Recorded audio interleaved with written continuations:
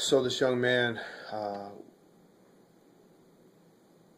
began to share that he grew up in a home where his mom and dad uh, were engaged in illegal activities. That they had to that they led one of the national level gangs, and that it was kind of the family business. This young man also had a disability, learning disability, that allowed him to draw a Social Security check, which was the family's primary income. And because of that primary income, he was not able to get a job. Um, when he turned 21, the check was cut off. And it became pretty apparent that he was a resource, not a family member. There were times that there were some very painful experiences he had, um, that really put him in some tough spots, and were very hurtful. And throughout this period of time, he began to have conversations with the people around him on our Heaven Train staff and within our Lighthouse team. And began to share the struggles that he was facing, and the challenges that were presented, and the dilemmas that he was dealing with. There was a point in time where he had to make some very difficult decisions, and decisions that he made were to do the right thing, what he felt was the Christ-like thing to do. The things that will allow him to take the steps to be more who God created him and wanted him to be.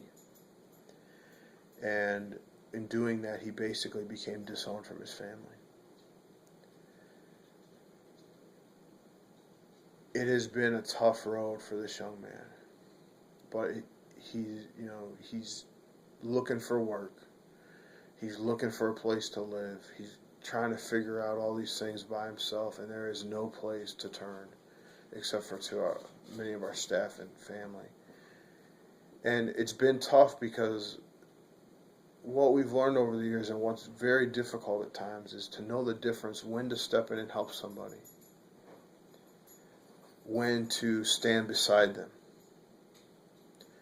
and the places where you have to allow them to struggle, to grow, and to become strong. And as we've seen these things develop, this young man has really stepped to the plate, and he's becoming a young leader. He delivers turkeys. He volunteers on Heaven Train. He volunteers at Browns games. He goes and with us to speak at different places. He's writing in local newspaper publications, and he's sharing his story. He's finding a voice. But it's exciting to see him grow up and come to terms with these things and make the hard decisions. And to be able to do that because there's a network of people that is standing beside of him, who care about him and are supporting him. And as he makes the next decisions about jobs and his education and what his work will look like, he's beginning to dream about what he might do to pass on what he's experienced. How can he multiply his experience so that other kids can be exposed to the same opportunities and life lessons that he's been exposed to. And so after 6 or 7 years, he's the first young man in his family to graduate high school. He's the first in his family not to take up the family business of being in a gang. He's clean, he's sober, he's made the choice, very difficult life decisions. And he's doing all this in the face of some real persecution, in the face of some real challenges. And he's seeking God's face continually. And there's times where in our work we get frustrated because it moves slow, or we get frustrated because something doesn't go the way that we want. And then we look around, we see guys like him that are pushing when many of us would give up.